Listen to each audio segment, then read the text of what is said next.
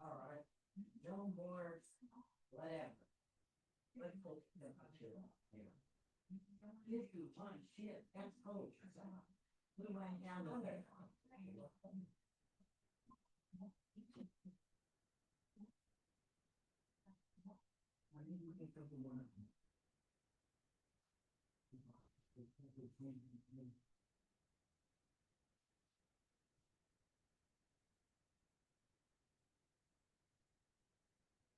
Ryan, this 9 years old yet, he's scared he'll play. Someday.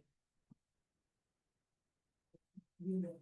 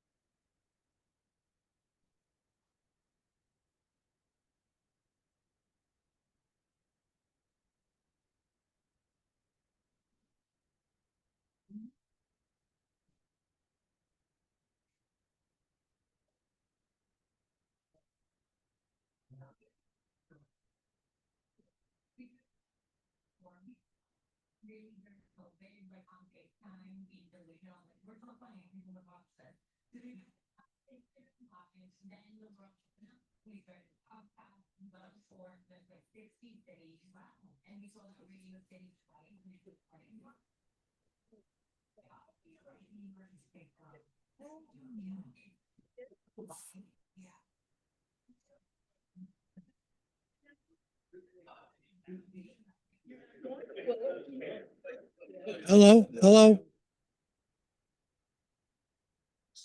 Just now, she was doing the laundry and she was using the bathroom. And she was trying to get ready to come down here. They all cried. And we never did that at the house. We had to run out.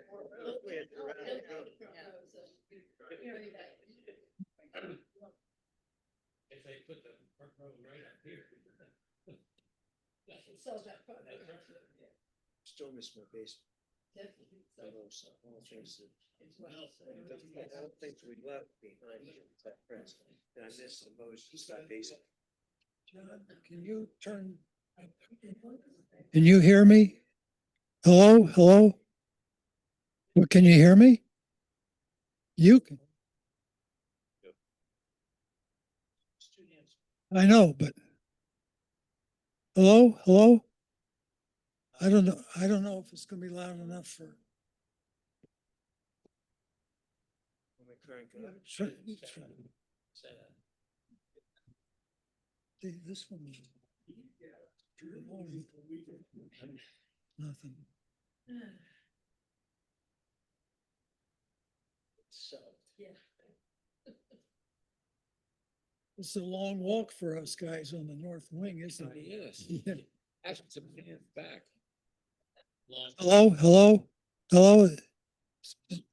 Hello, can you hear me back? Irving, can you hear me? Not well.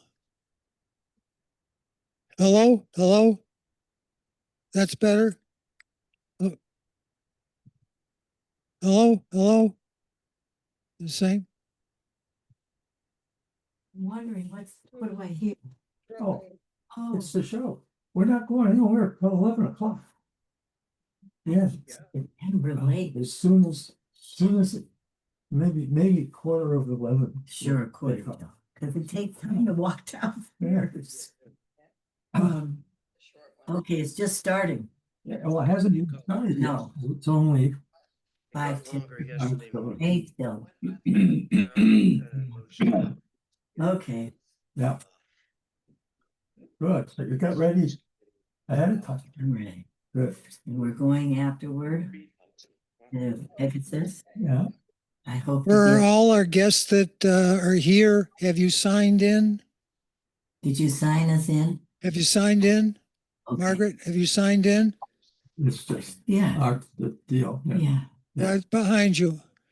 Okay, please sign in so we keep track. Oh, they're in the main room. Yeah, in You the guys past, sign in? you can look at our. I was gonna thing. say, there's our Yeah. painting Did you over sign in? the corner and I'm Yeah. going, wait a minute. Okay, the sign-in sheet's there, so please. We're gonna be getting that in like a week or two whenever the art show Uh-huh. is on after that. But we have to have the money for it too. Oh, yeah, but. It's not cheap.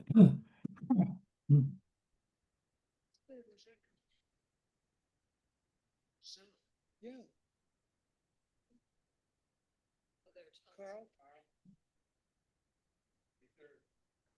If that one guy gets on, you vote for 5 of the 6 or 4 of the 5 or Five of something the like that. six. Yeah, and if that gay guy gets in, man, oh Mhm. my, He's from another world. because all of the others are good. You know, it's not that somebody go, Yeah. Uh-huh. the others are good. And putting it on louder doesn't work, right? It Oh. doesn't make it clearer. It's when he talks, it's playing loud enough. Okay. Well, Yeah. because I got almost smack. It's not from in here. Oh, But we're not supposed to be hearing this. We're eavesdropping on them Yeah. now. well, no, because the people sitting here, we're not eavesdropping, Going in here. we're not sitting in the crowd Yeah, in right. front. As a Mhm. matter of fact, I think I'd rather go there and do it that way. Oh, I always would rather. Yeah, but not today, and we can't get things done. And we gotta have the dog with us. Yeah, right. Yeah, this will be nice in the future if they, however long they can use the back. Yeah. And the interesting thing is, if you have to use the back because they can't use the plastic because it can. Fixed up, whatever, knocked Yeah, apart. Yeah, knocked apart, probably. Yakov, of course. Maybe it's MSNBC. I saw He's that an your active new again. biography is on display in the hall. Yeah. So I'm not sure if it's too much to ask that it be put into the Chanticleer also. The way I see it is, it's correct, but I don't know how many people get the information from the board versus people that read online or see things published. I mean, that's, I mean, it's nice that that was correct. They don't speak up and speak well. I don't know, I mean, I don't know what to tell you because I Sam. mean, it went to everybody's email, I Sam. believe. Sam's early. And so people have the wrong information. Sam's the guy whose Not wife the wrong. decided not to move there. Well, Oh, it's more than yeah. anything. Which is really good. Yeah. As you know, I'm going to present in my report the request that the I apologize because I Physical said Plan something. Committee go ahead and do the experiment. Right. Could we vote on it while I'm doing my report? Interview, correct, the constant connections interview, and I then copy. Listen. John, there's somebody talking on And it's not from this room. Somebody's talking not from this room. Okay, come on now. Hear it now? And Sometimes people log in with, somebody late, right? with a different name or something, but they don't always. Who has the Paul Walker? fix Oh, The slow, yeah. Probably, that's what it Oh. is. no. Mhm. Hmm. This is what you I remember him having. Put the gallery He came in- view up. Oh, oh.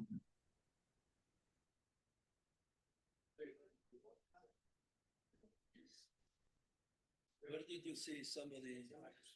Where did you see somebody not from here? We just saw a We name, can not hear, words. we can hear it. And this. Great, Chief. Thanks.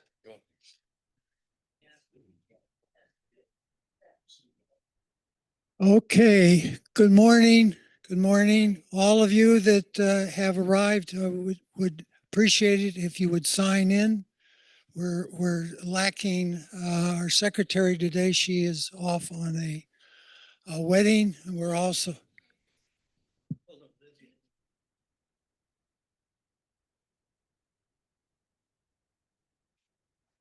it's important we have this. Can you go ahead? Keep talking. Is it this one? All right. Anyway, we're going to, this will be recorded. So if you have comments that you like to make, please introduce yourself. It helps in the in translating the information. Okay, now, does that sound better? All right, hold on a second. I'm going to switch. How does this sound? It's on. How's this sound? All right, now we're cooking. We can hear. Okay, well, again, good morning, and we will have a couple special guests this morning. Michelle will be coming with our new COO, Cameron. I'm going to say it Real, but I'm not sure if I'm pronouncing her last name correct, her new last name. And so with that, I open it to an ear session. John, would you? Right here. Thank you. Hi, can everybody hear me? Okay, thank you. Ronnie Sue Jaffe. It has come to my attention now, this I do not know for sure firsthand, but I have heard. So I want to make that clear that I have heard this, that it's full over in the health center, and that recently one or two Woodland Pond residents where there was no beds available in the health center, I'm assuming for subacute, and they had to be sent to another facility. If that is true, that really worries me, notwithstanding the fact that if we build the new campus, we have been assured that everyone will get a bed, and we have been told that there is always a bed available for Woodland Pond residents. So if this is true, this really worries me greatly, and I would like this to be looked at.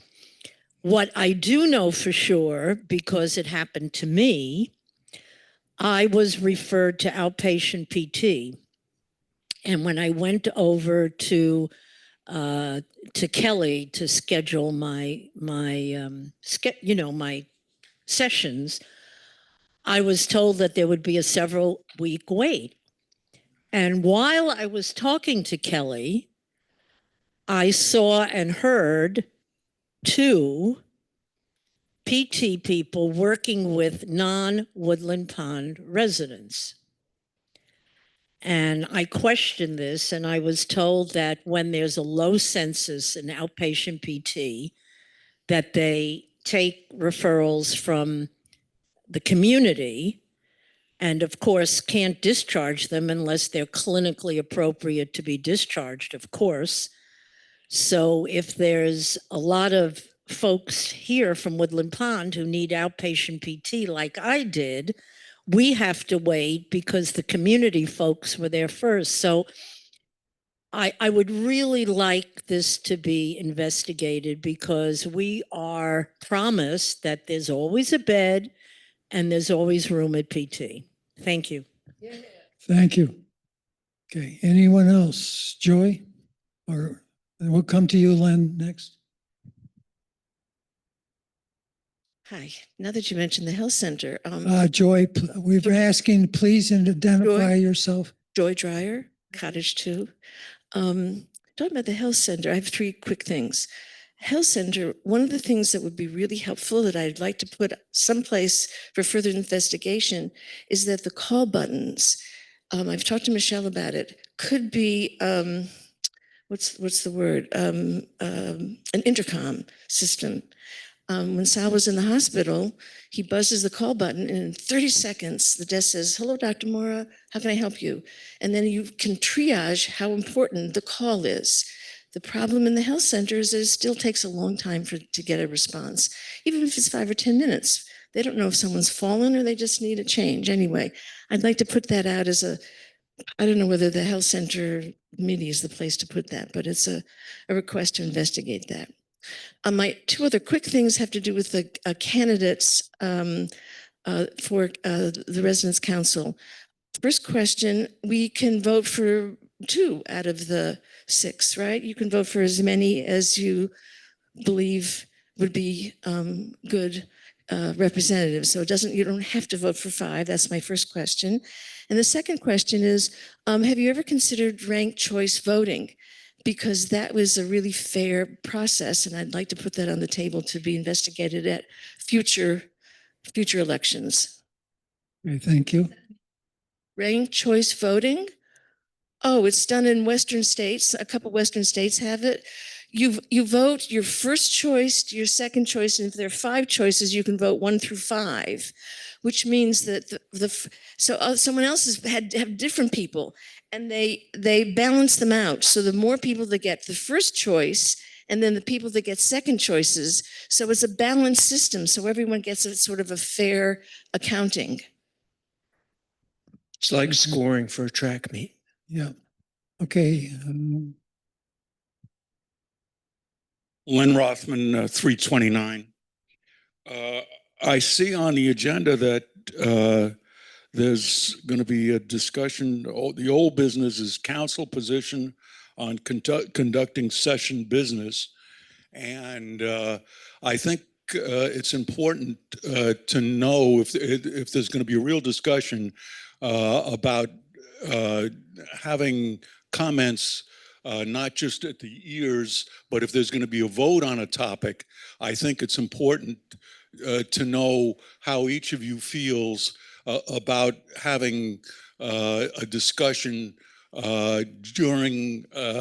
before a vote, a substantive vote, so that the people in the audience can have some input into those things, because we don't always know exactly what's going to be voted on, what the issue is, and so on.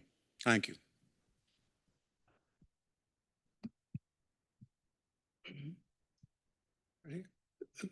Yakov. Yakov Pittman, Cottage 2. I just want to make a comment about Joy's issue about rank voting. It makes the vote a little bit more realistic in terms of preferences. Now, relating to preferences also, and I think that you probably say that if you have to vote for 4 or 5 or whatever number of votes, the reason that somebody may choose not to vote for 5, although they can vote for 5, is that if you vote for one person, basically the weight of your vote, it's increased versus voting for other people that you may be acceptable, but you basically are diluting the power of your vote. And I can explain that if somebody's interested, because in terms of the proportionality of the weight of the votes, even if there is no rank. Okay, thank you. In Western New York, we called that plunking. Just a simple answer to Joy's second question. You can vote for up to 5. You can vote for 5 or 4 or 3 or 2 or 1 or 0 people. We'd like you to vote, at least for one. Okay, thank you, Wayne. Okay. Any further ears? Any ears from the council? Seeing none? Okay. All right, we're going to move into the meeting session. And what I would like is approval of the minutes from the September 18th. I move. Okay, John. And second? Second. Second, Carl.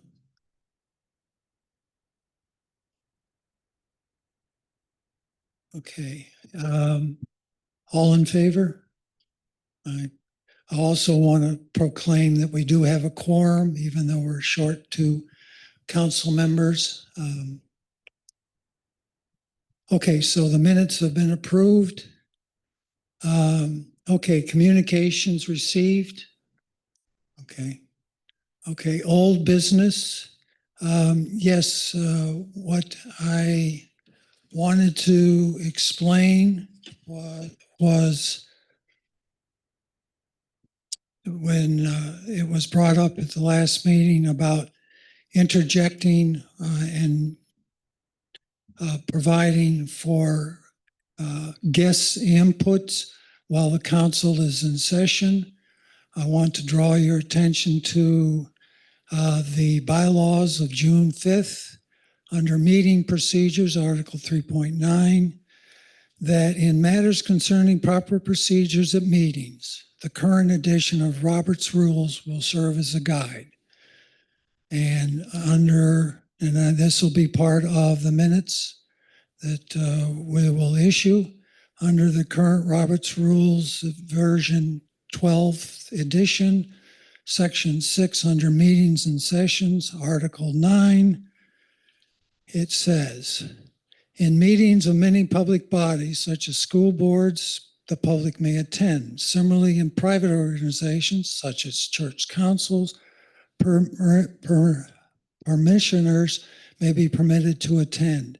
These attendees are not members of the meeting body and ordinarily have no right to participate.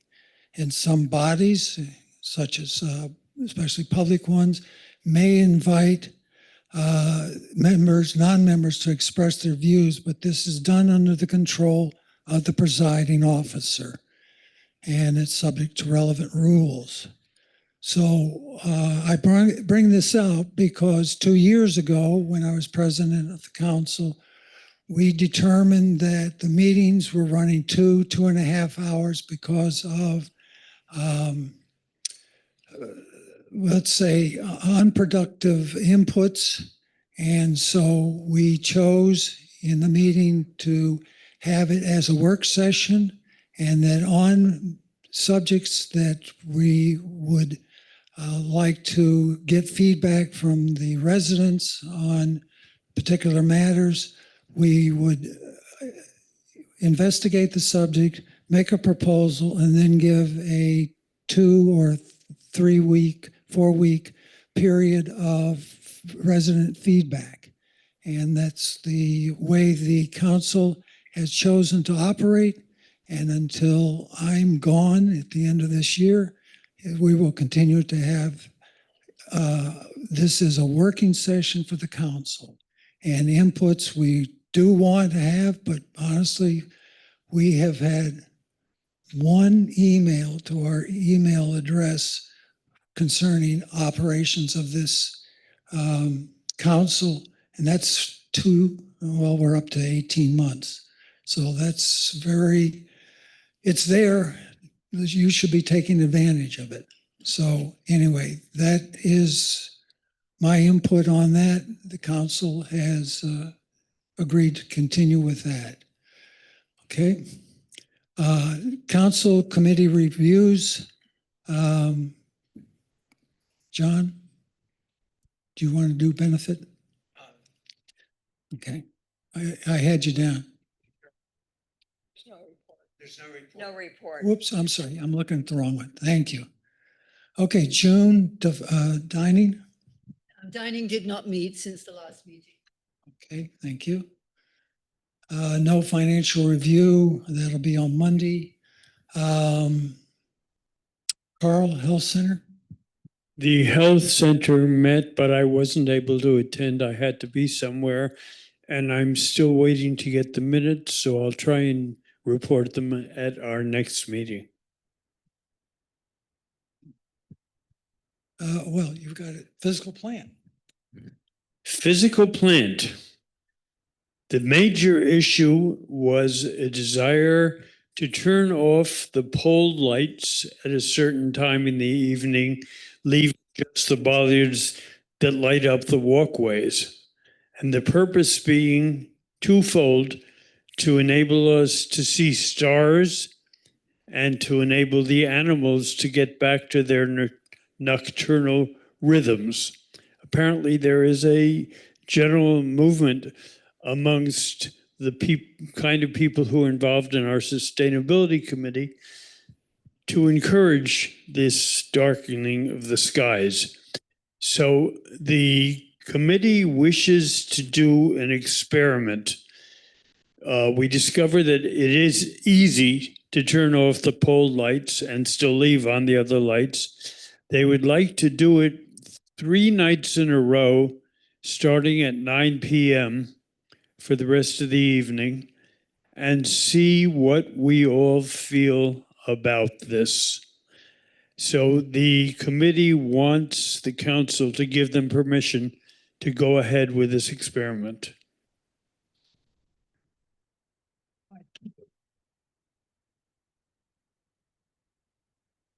Okay, and we've agreed to submit that to the council. It's, all we're doing as a council is approving a committee's request. What we're looking for is to do this experiment and then have you give us feedback. So you will be involved. So all we're doing is doing our duty to give them permission. For the council, that's your motion? My motion is that we approve the experiment to be done in the week of October 20th. Second, John or Larry?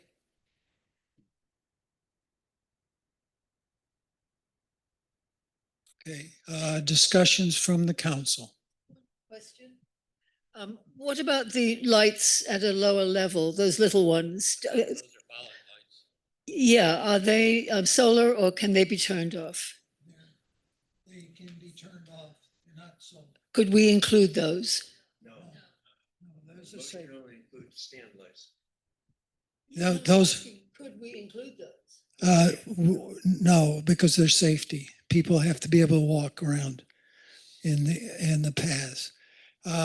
Again, this is all part of the review to see what extent.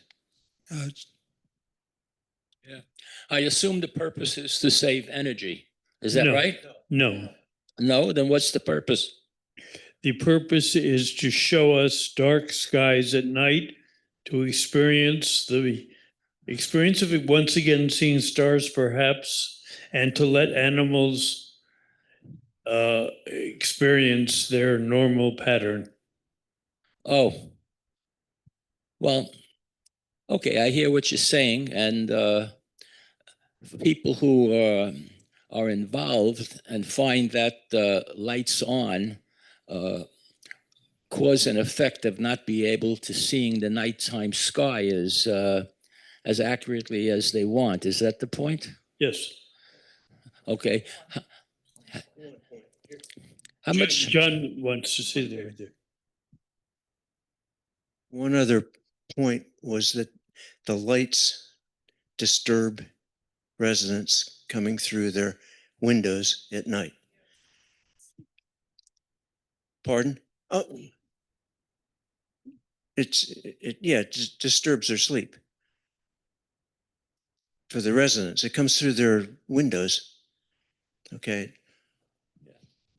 Is there any suspected negative effect by doing this? And this, what kind?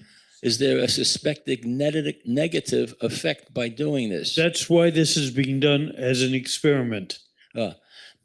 I assume that at night after 9, there is automotive traffic on the road. Yes, So they'll be doing it without the lights. correct. Yeah. Has anybody investigated this, the actual savings in energy and money by not running the lights? No, it would probably be inconsequential. Okay. Well, okay. Okay, any further inputs from the council? Okay, so I take the question, those in favor of granting physical plant permission to proceed with the test, all in favor, say aye. Aye. I've got 1, 2, 3. Oh, okay, all 7, 0. So you will tell physical plant? I will tell them, yes. Okay, and again, Then- this test will, there will be, the committee has promised that they will give you background information as to why it may be beneficial to do this. We will give you well, it's going to be all the outside lights and in the parking, all the overhead lights. And so there'll be more information coming from the committee. So you may be able to ask them questions. Week of the 20th, 3 nights in a row. It'll be during the week so that if there's always a leadership manager on duty. So if there's any issues, again, to me, I think the other biggest issue was safety, people in there. But again, that's what we've got to find out. So it's a different initiative, and I think it's good. Okay, So can I thank you. Yes, you may proceed. continue the report? Tom reported an interesting episode out there on Erman Lane where the cement platform is. There had been a large pile of dirt there. We hired a backhoe and pushed the dirt to the side. And one corner, the dirt impinged on the wetland area. And somebody, we have no idea who, informed the DEC that this had been done. They contacted us and it was cleared away. But somebody is watching things. At any rate, Tom is now installing lights in that area, cameras rather, to record just what is going on, if anything. Okay, the pub is being moved, as you know, to be in front of the hostess station. Tom says the work should be done within 2 weeks. Electricity and plumbing are now being installed. Coffee stations will be out there in the new pub. Okay. Downstairs in the south storage, they're configuring it with permanent walls, semi-permanent, for 4 purposes. One is the fitness room, one is a meeting room. They're installing a bathroom and another room to see what shall be needed. The kitchen, once they start renovation in March, will rent 3 large trailers which will be placed out on the loading dock. One will be a refrigeration, one will be a storage, and one will be the actual kitchen. And finally, the gazebo out there by the retention pond is falling down, and Paul Fargus asked for help in rebuilding it, and Tom will give him the help. That's it. Any questions? Yes, it occurred to me yesterday, seeing how the game room and the classroom had been emptied out. There is still carpet on the floor in there, and I'm assuming that will be disposed of in some manner. I'm wondering if anybody has thought about using it down some of the temporary spaces being created in South Storage. I know they do intend to put carpets down there. Where they're coming from, I don't know. I thought all the first carpet that was being torn up was going to Vivian. I wouldn't want to get in the way of that train. But a good question. I would assume that they would probably try to reutilize it as best they can. But anyway, and all those kinds of details are covered very thoroughly at the Q&A on the third Wednesday. So please do attend for those. Okay, Carl, you're complete? Okay. I see no sustainability, June. The Sustainability Committee met on the 24th. The Energy Task Force is planning to give a presentation about the environmental impact of the various types of vehicles. The Paper and Cardboard Task Force reported that we may try and add a yellow dot option to put on your cubby, which would mean that you got a paper copy of the Chanticleer. If you have a green dot, that means you don't get anything on paper that comes out as an official memo except Woodland Life. But several people have requested specifically to get the Chanticleer on a piece of paper. So we're trying to install this yellow dot, which means you want Woodland Life and the Chanticleer. And we will probably put up a table just to explain this if and when that happens. Alternatives to grass, the demonstration plots are doing well. It was asked that some thought be given to ground cover to replace large swaths of the grass, and the committee will be discussing that and thinking about it.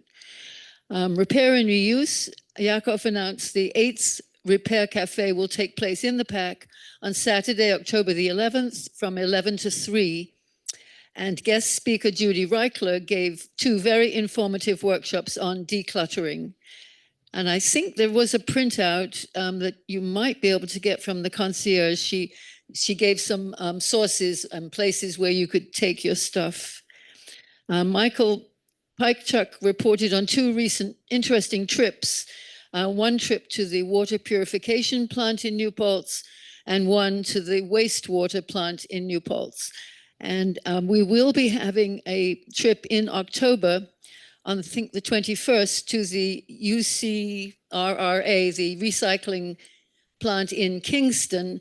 And there are still seats on the bus for that trip, and I would encourage people to go. It's very interesting.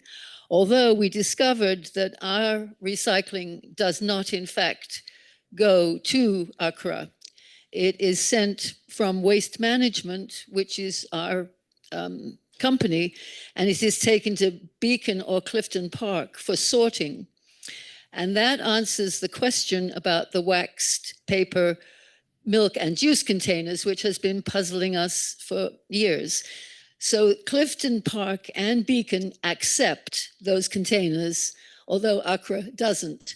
So now we know for sure that our trash, our recycling goes to Beacon or Clifton Park. It is okay to put the waxed paper, orange juice and milk containers into the recycling. It's okay to do that.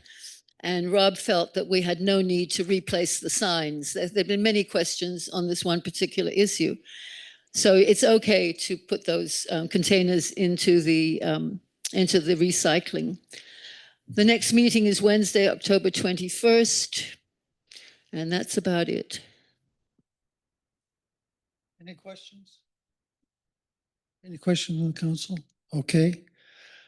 There are no other reports indicated from the council. Yes, I see no other reports. Okay, just quickly, it's an ongoing item of topic is we're still awaiting feedback on the communications, and I think that's going to be something that we'll hear a little bit more about this morning as soon as our guests arrive at 10:31, I hope. So, anything else from the council? Okay. Very, very nice. I did say 10:31. Come in, come in. We have 2 seats.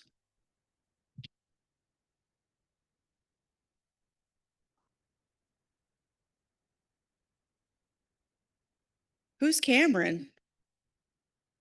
Well, this is Cameron. For everyone that doesn't know Cameron, Cameron is back with, wow, it's loud. Cameron is back with Woodland Pond after a couple of stints with us in various roles. She took over the Chief Operating Officer position. She started yesterday, and I've already delegated many things to her. So certain things that you may have heard from me, you're now going to hear from Cameron. We're thrilled to have her back. So she's in Terrell's old office. Terrell is in the IT department now, which is downstairs. In not too long from now, all of us will be downstairs because once the renovations start, our offices are getting renovated. So just stay tuned, and Dave will let everybody know, where folks are moving around to and stuff. Would you like to say a little bit about what you've been doing for the last couple of years? Hi, everyone. For those that I did not get to meet previously, this is echoing.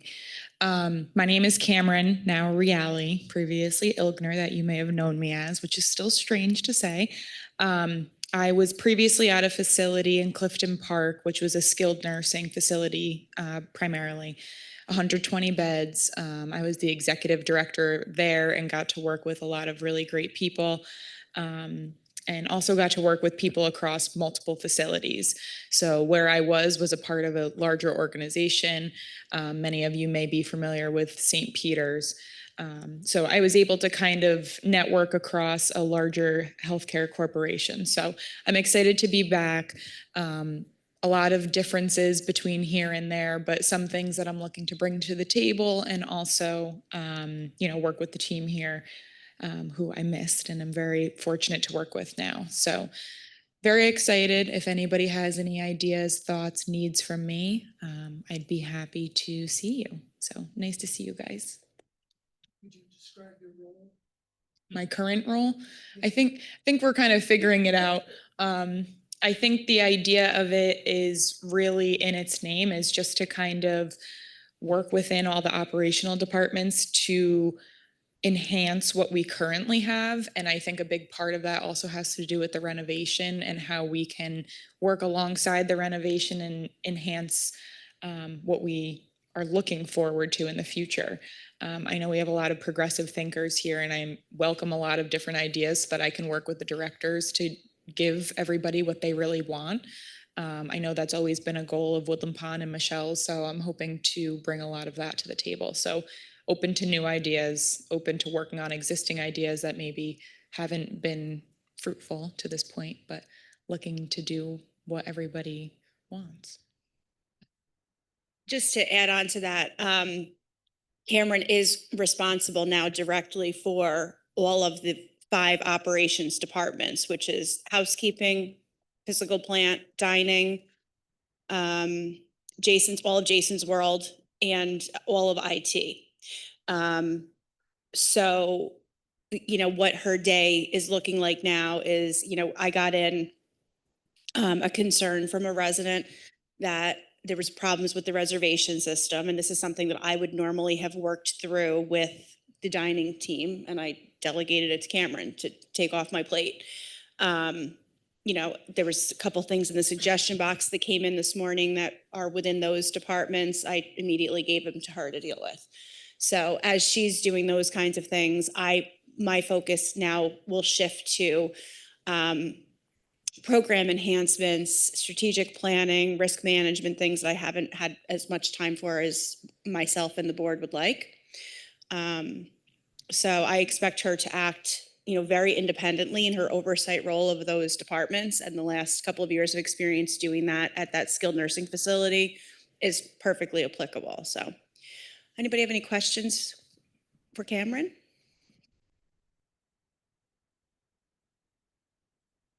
Welcome back. We'll catch up with all the communications discussions we had before you left. Is your role going to be also including the health center or just the independent living section? So I think I don't want to use the word confusing, but I think what we'll learn over time is that a lot of what we're doing in terms of operations, even if I'm not overseeing certain departments, work in parallel with those departments.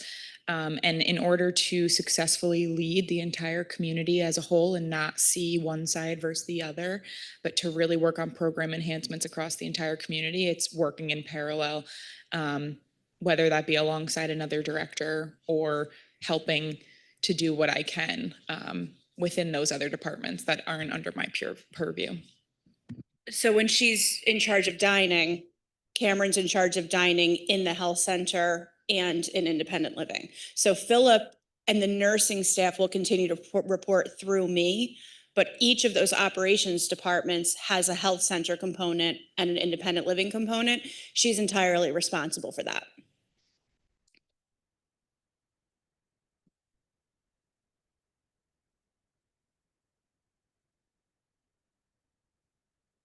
Welcome back, Cameron. Very happy to see you. Who will be overseeing Sarah's area? So I'm keeping as direct reports to me, Sarah, Shannon, Christy, HR, Bridget's, and Philip. So about half of my direct reports have gone to Cameron, and then the others are going to remain with me. And that was a strategic decision because I think all of you at this point understand the extent to which I want to be involved and understand what's happening with every resident as much as I possibly can. And so how that manifests itself is every day I read every single progress note on every resident in the health center. I meet with Philip and the team all the time to know what's going on. I'm directly in communication with the staff on that. And the same thing with Sarah and her team on the independent living residents. And that helps me to be prepared on helping to support resident care, having conversations with families, which often come across my plate. So I can really focus on a real resident-centric part of Woodland Pond, which is where my passion is. And finance, of course, because I love finance. So I couldn't give that up. You have to wrestle that from me. I have a quick one. The weekly address, so many of the rumor mill things seem to fall into her category.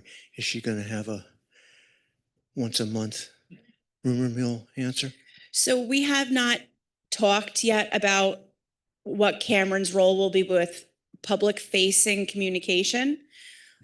We will be looking to the Residents Council to understand how, as we go forward, you want to have participation by any of my direct reports, whether that be Cameron or anyone else here at these meetings. I think it will change as time goes on, and we will come to whatever level the residents want. Yeah, in our discussions yesterday, Michelle and I talked a little bit about it, is that we have set up that Michelle is our guest the first meeting of the month. And then the second meeting, we were doing Dave, but now Dave does his online deal. It may become appropriate, only if it's worthwhile, to have Cameron maybe do a short stint in our second meeting of the month. So yeah, one thing that is already going to happen and is planned to happen is Cameron will be attending every month the meetings of the committees that fall within her purview, which is not something I have historically done. Years ago, I used to attend dining, physical plant, health center committee more regularly, but with my calendar having gotten fuller and fuller, it's something that I've had to give up, and I entirely trust my department heads, but I also feel like it's a level of oversight that Woodland Pond should have and a level of interaction. So Cameron will be at physical plant, dining committee, health center committee, and it's not to take away from what Phil and his team are doing, but it's providing additional service to all of you and having immediate access to her in those meetings so she can ask questions in real time. So we're not trying to make a mini me. We want to provide that access to Cameron, but we don't want to just completely replicate what I'm doing. And I would say that all of the people involved in this have moved from a level of uncertainty to a level of excitement. Myself, the board, Cameron, the directors, because we've been doing what we've been doing for 16 years. So this is a really significant change in how we're going to be running these departments, but we're all really excited. I might have missed it. Where does marketing fit in? Oh, Shannon's staying with me. Okay. Yeah, so Sarah, Shannon, Christy, Dr. DiNapoli, and Philip. If I could just close it out, because we have some topics that we talked about yesterday. I would like to add, and just so you understand, Michelle will talk a little bit about the compliance initiative and policy that was emailed to everyone. Also, I asked her to, as best she can today, based on what's going on, is to advise you about the government shutdown and if there's any impacts with us here at Woodland Pond, and also to speak to you about the issue with Gretchen. So we know everybody understands where we are with that. But I would like to add to that a concern that was raised this morning in ears about the perceived or the density and occupancy in the health center, and also with physical therapy and things like that. It was a subject brought up of concern. So if you could just address a little bit about how that sits at this time. So Okay.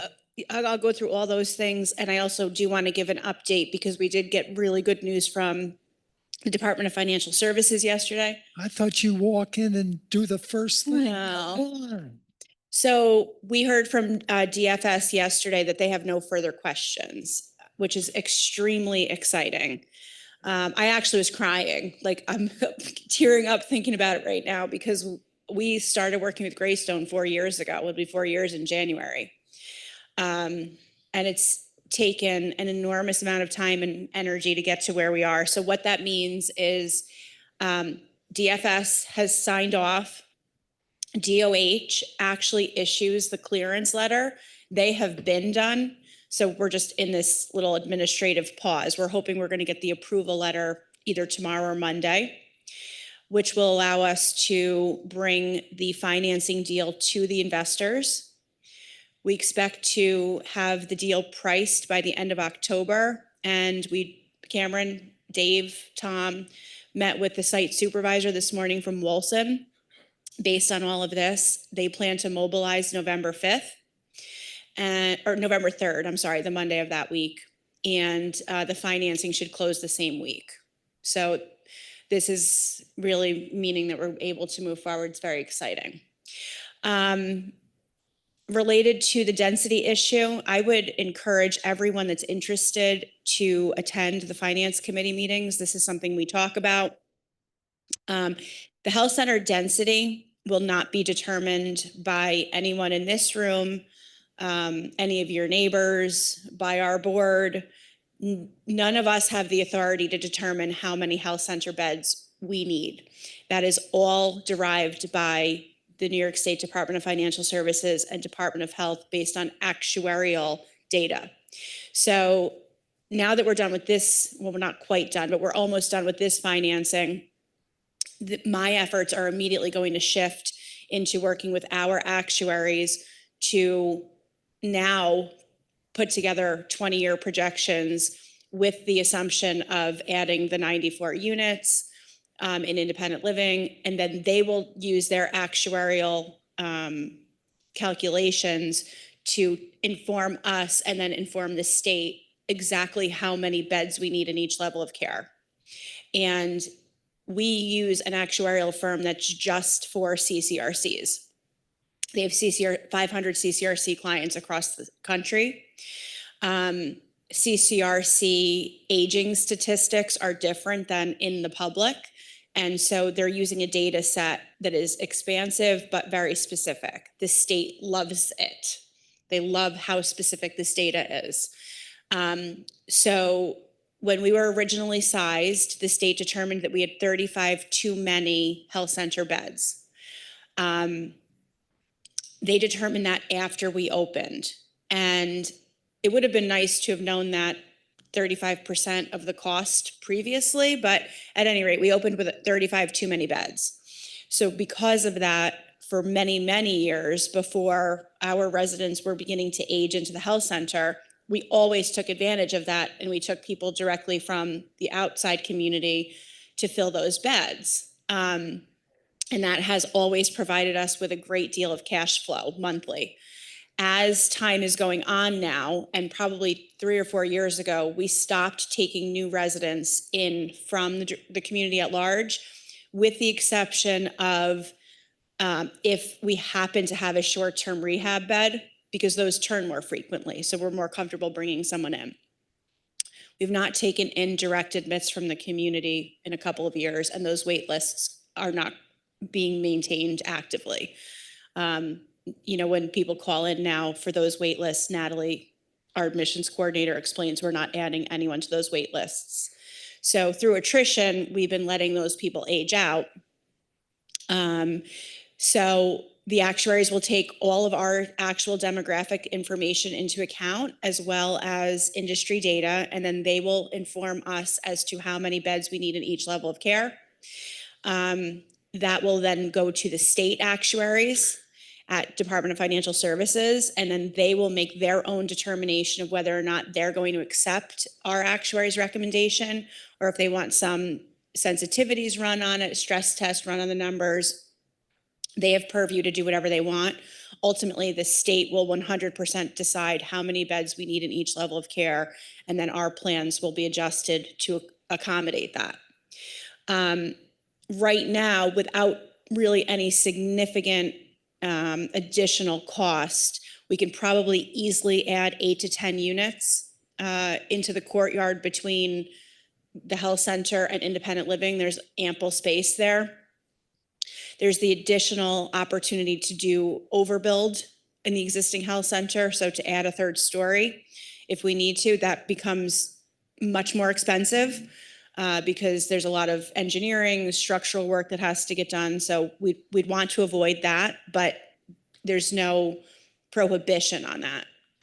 So we have some opportunities, but that'll be our next hurdle to determine, because we've got to finalize the schematic design for the health center. And right now, the biggest question is, where is the state going to land on how many beds we need?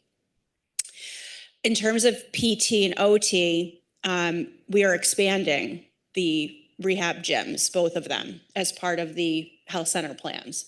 So we're adding 50% more capacity in the outpatient program space-wise, and maintaining and enhancing the space for the inpatient gym. I don't know what the specific question was, but yes, it's planned to expand that service.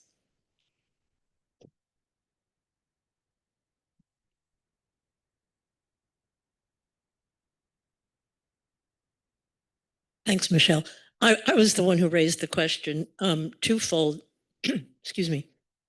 I had heard that one or more Woodland Pond residents had to go to an outside facility. I'm assuming for subacute rehab, because there was no space at the health center. Again, I heard that. I was told when I went to outpatient PT about that there would be a wait.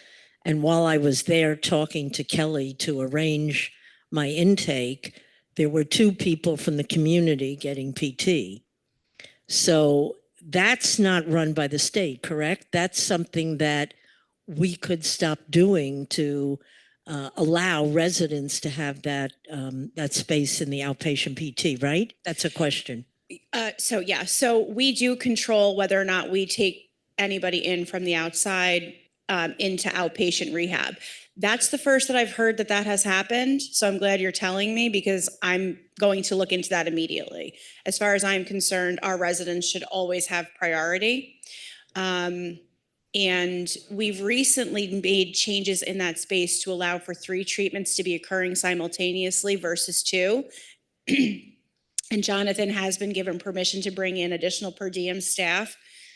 Part of the problem with outpatient is everybody wants to see Lois. And I get it.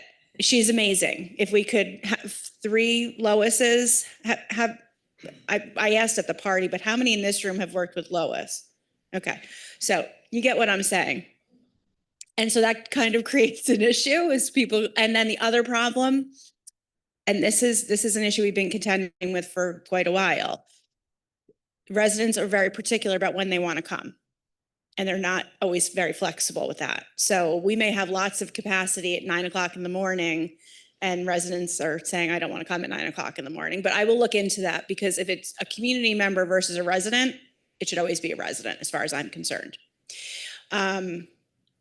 In terms of the resident that went to another skilled nursing facility, that is true. But the reason is not because there was no space. She needed a skilled dementia unit, which we are not licensed for. So she was experiencing an altered mental status. It ultimately was determined that it was because of a very strong or very bad UTI that she had.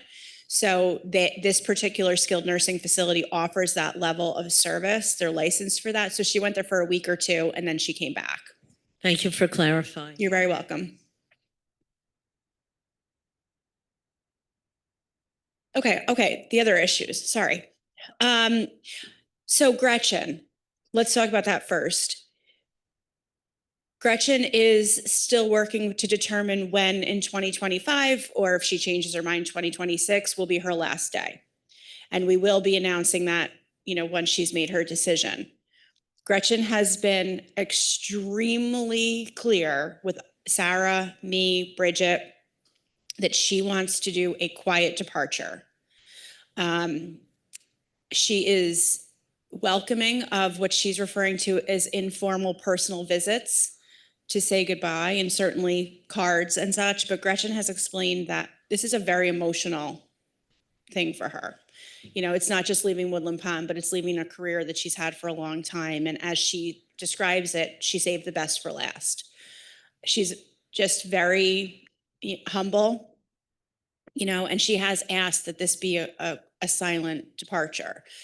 And I think if we want to respect and honor her for all of the work that she's done, we need to respect what she's asking of us. I think that that's the right thing to do. And, once Sarah makes the announcement of the final date, I'm sure she'll reinforce that message. I'm sure Sarah will provide an opportunity for people to provide a greeting card, or a not greeting card, a goodbye card. But this shouldn't surprise anyone. Gretchen always likes to be sort of behind the scenes, very deserving of every accolade and every word of appreciation, but that's not what she's comfortable with. So does that clarify that? Yes. Okay. Government shutdown. I don't remember if I sent this. Oh, I sent it out to definitely the Residents Council and the Finance Committee yesterday. So what has happened is, in past government shutdowns, I think it's the OMB has consolidated a list of all of the contingency plans for every governmental agency and then had them on their website in a single place. This time around, the information is not consolidated all in one place. All of those contingency plans, they're on each agency's website. So Leading Age, which is our advocacy organization, has put out information for us as providers. They've combed through all of the contingency plans, and every day we've been getting data fed to us as to what to expect. Yesterday, it was confirmed that the contingency plans currently for those programs that would affect Woodland Pond or its people, which are Medicare, Medicaid, and Social Security, are expected to be uninterrupted. And in past shutdowns, it's been the same. So we've not had an impact from that. So I have no concerns that your Social Security payments, our Medicare payments, or Medicaid payments will be impacted. If at all that changes, we will know it that day. We get the information fed to us from Leading Age, and then we will communicate that with you. That's the best information that I have right now. Let's see. Government shutdown. Okay, yep. Mhm. I understand that the decision is that the payments will come back, will basically continue uninterrupted. What happens, I mean, it's not necessarily my case or my wife's case at the moment, but sometimes you go to a care facility or any place, they want to confirmation that you have existing insurance and things like that. So that process depends on immediate, verification from some agency. What happens with that if the agency is not working? So we do that right now. There's a process for insurance verification that we have not seen any interruptions in it in the last 24 hours. We do this every day, these processes to bring in patient for subacute rehab or outpatient therapy. If anything changes with that, I'll let you know. I just want to thank everyone one last time and publicly for everyone's participation in the completion of the compliance policy on community events or community gatherings. This has been a couple years in the making, and every time we kind of thought we were at pencils down point, we needed to reevaluate it. I'm very happy with the resultant policy, and more importantly, I'm happy with the way that the community collaborated on what could be a very sensitive topic. I want to reassert Woodland Pond's commitment to pursuing any follow-up questions with our legal counsel. We are more than willing to spend the money to have those opinions checked and then shared with you verbatim. So if there are any future issues that arise or future concerns, we will always be committed to doing that. But at this point, we're effectively and actively enforcing the policy. We're collecting forms. And I think it's given us a great opportunity to liberalize some of what we were a bit more conservative on in the past. So I think we're in a good spot with it. I'll open the floor for comments from the guests. Any comments? Yes, Margaret.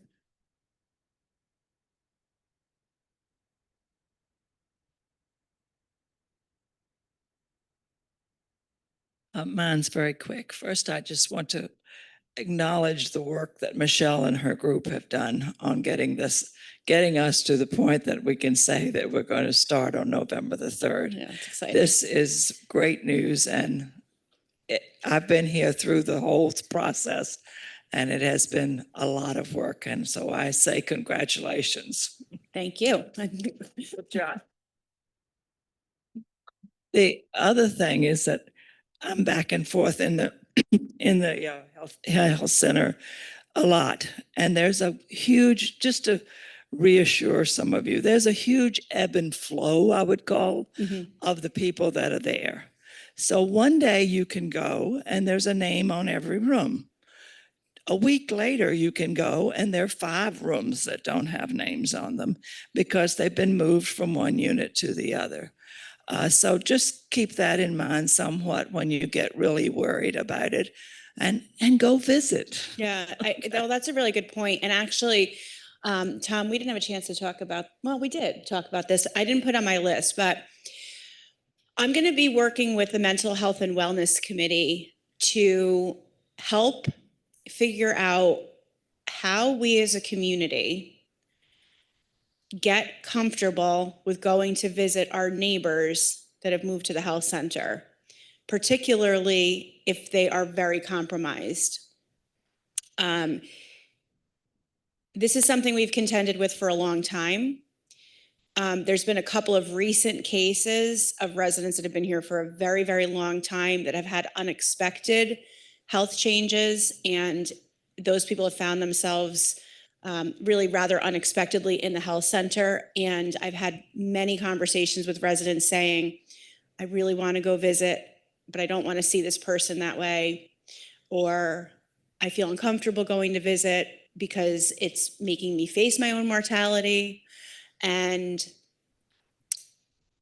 there's got to be a way to make this a public discussion so that we can normalize this in some way, because you have developed great relationships with people that you probably never expected that you would here in independent living. And at some point, everyone in this room is either going to pass away or change levels of care, right? It's inevitable. We don't want to see those people feeling alone or left, I don't want to say abandoned by their friends, but I can also completely understand the hesitancy to go and see someone that you might have been having dinner with last week that's now very compromised. So it's a big sensitivity, but I think we need to start discussing it actively at Mental Health and Wellness Committee to figure out how do we normalize this. I think it starts with discussion and talking about it. But these are the kinds of things that now that I've got Cameron to take some of my daily workload away, we can start to look at from a bigger picture, because that's the kind of stuff that really strengthens the threads of this community. And I don't want to ignore it as an issue, because it's not something to really be ignored. Larry, you want this one? Well, I suppose I'm a little bit better positioned to talk about that than most, because I have been a resident first for more than 2.5 years now, going on 3 in the health center. First, the Medicare required 100 days in skilled nursing, and then I was promoted, graduated, whatever, to the assisted living, where I have lived comfortably and happily ever since. You'll often see me over here, but that's because I like to participate in whatever this whole community provides. Now, I have friends from here come to visit me occasionally. I'm very disappointed at how few people from independent living take Natalie up on her monthly tours of the health center. And if I'm around, I always invite those few people to come and look at my apartment. Not that it's a paragon of anything, but at least it shows what a more or less typical health center resident chooses to do to decorate or make their accommodations comfortable for themselves. I have because I had many contacts in the New Paltz community, the greater New Paltz community, over the years, I can honestly say I have more people from the outside community coming to visit me than I do from independent living. That's rather pathetic. Okay. I think that's all the subjects we had today, and I know you've got another meeting, but do you have a question for? It's not a question, it's a comment. As you know, we have been doing the repair cafes for quite a while. One of the things that was pointed to us that we didn't have, or we hardly had anybody coming to the repair cafe with the exception of 1 or 2 people. So we initiated the repair cafe at the health center. Unfortunately, there was not enough, attendance. So we have the repair cafe coming up, and we are recruiting people to go to the people in their health center, assisted living, and memory care to see if they have things, and perhaps bring them to the repair cafe if they can, if not, at least to bring their stuff. So we are aware of that, and I think we are making some effort on that. Same thing about people transitioning, and Larry probably knows more than everybody else that we are aware that in terms of sustainability, we also try to kind of merge that process, not to make it something, well, you throw your things away and you move on. Okay, thank you. I appreciate that.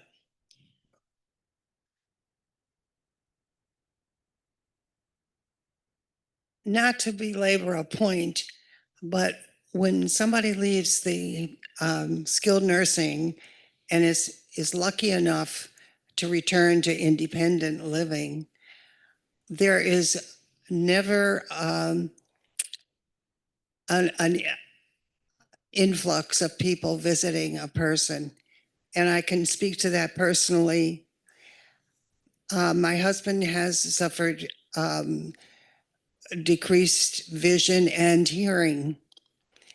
and therefore he doesn't communicate as well as he once did. But there is one person in Woodland Pond who makes it a point to visit Newt and talk sports with him when I play bridge. And I'm so grateful to that person, but he's the only person who does that. And it kind of leaves me sad because with his deficits, it's hard for him to go around and be active and joining in conversations because he doesn't hear well. But I think it's something that affects people who are lucky enough to get out of skilled, as well as someone like Larry, who is now in assisted. It's a systemic issue of caring for people who have progressed along the line toward the demise of their health. I'm sorry to be so public about that, but it's something that has concerned me. I actually think that you both telling your stories and your personal experiences is where we're going to get the most power and the most motivation in this, because people know Newt, people know Larry, and if people are willing to say, this is our personal experience, how as a community can we do better? I think that there's power in that. So I thank you for sharing that. Thank you, Michelle. I just want to call attention. We have a program here. It's called Neighbor Corps. Yes. We haven't done it for about probably a year, and we're actually going to try to do something about it with a table to recruit people who are new and don't know about it. But Neighbor Corps is a list of people in independent living whose names are with Sue Close over in the health center. She's activities director of the health center. And when she has people in the health center who need to go outside for a walk, or just sit out on the porch, or maybe have someone read to them, or just sit and have a conversation with them, she calls members of that Neighbor Corps, and they almost always reply yes and take up her charge. So if you haven't heard of Neighbor Corps, see me right now after this meeting, and I'll talk to you about it, and I'll get your name. And if you don't want to do that now, or if you're up there on the screen, we will be having some kind of a recruitment table or something once we figure out where things are going to be in the next couple of weeks, and try to find people who have come since we did Labor Corps last year. Sometimes I do. I try to put a thing about it every couple of weeks, maybe every other month in the Woodland Life.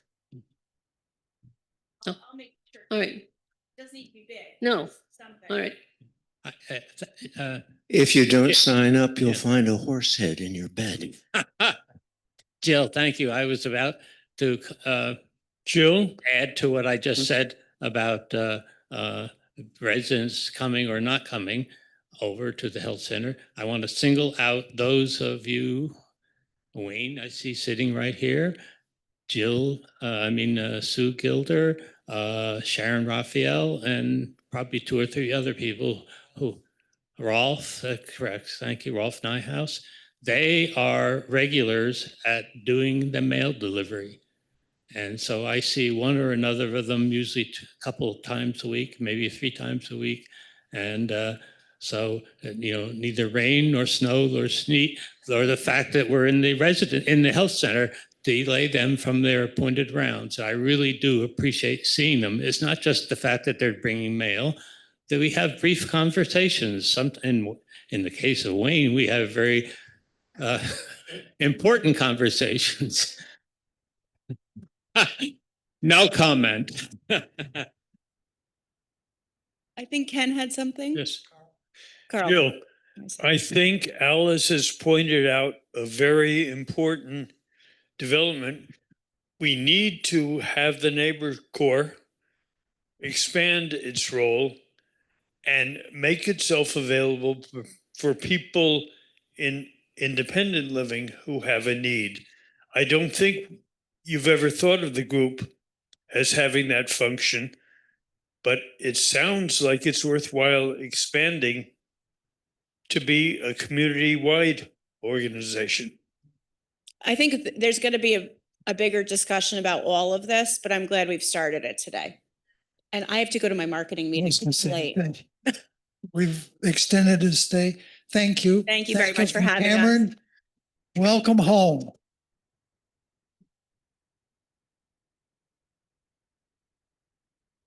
Okay, back on thing. Okay, ears session number 2.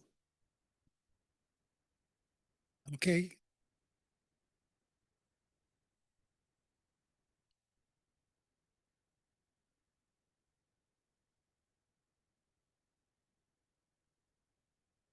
I just wanted to point out that this was a great meeting, but you did have a vote on lights. Now, the lights are not a controversial thing, and I think you voted well and so on.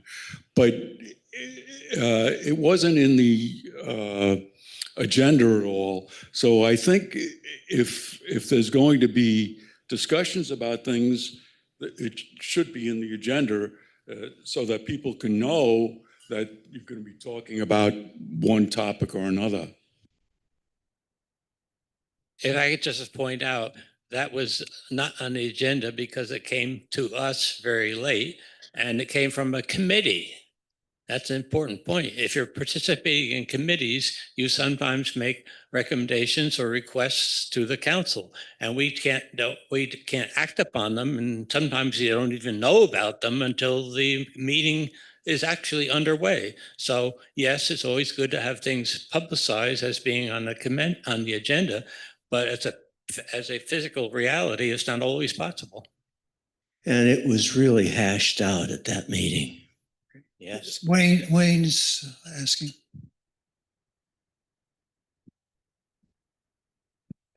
To follow up on your, Ronnie Sue, and your question about who covers for Sarah when she goes on maternity leave, I've asked this question to Sarah and to Michelle, and the answer is not just see Michelle. She's not always available.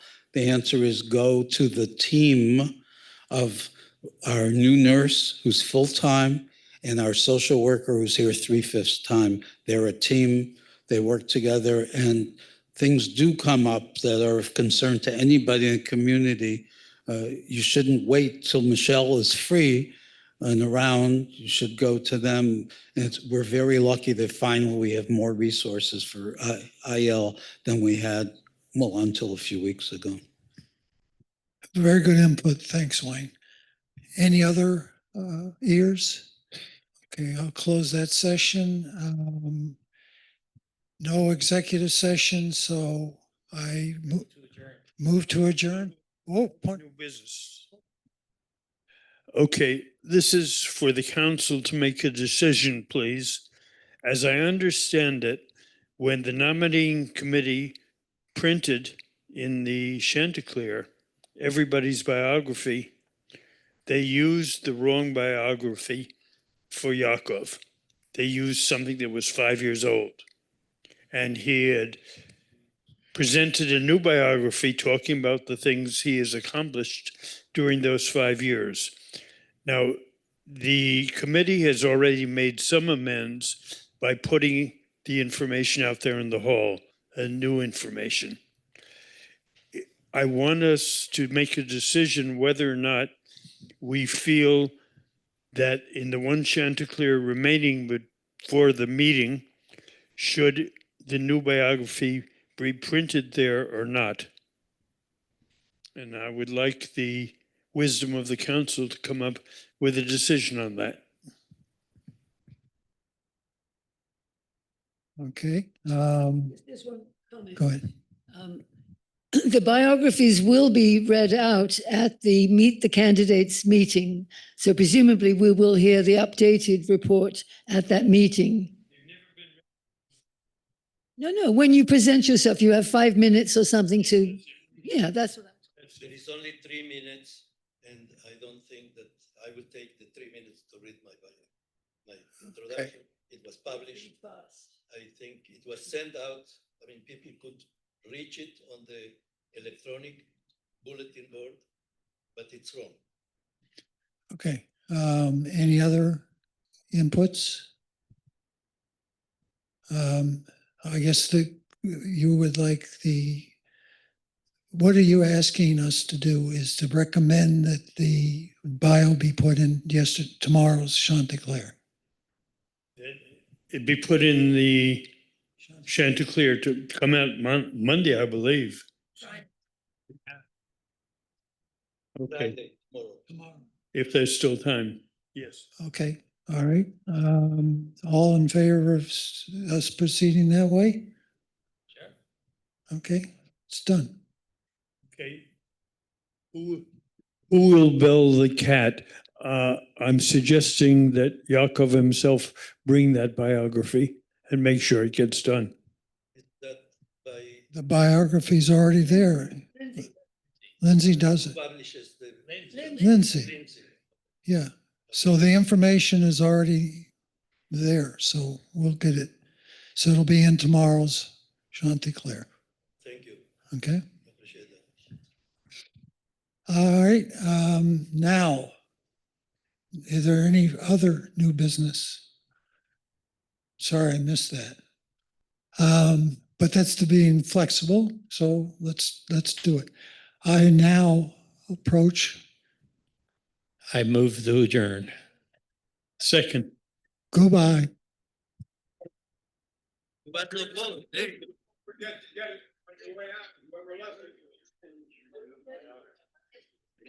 find it twice. Huh? But Sugilder asked me to do something.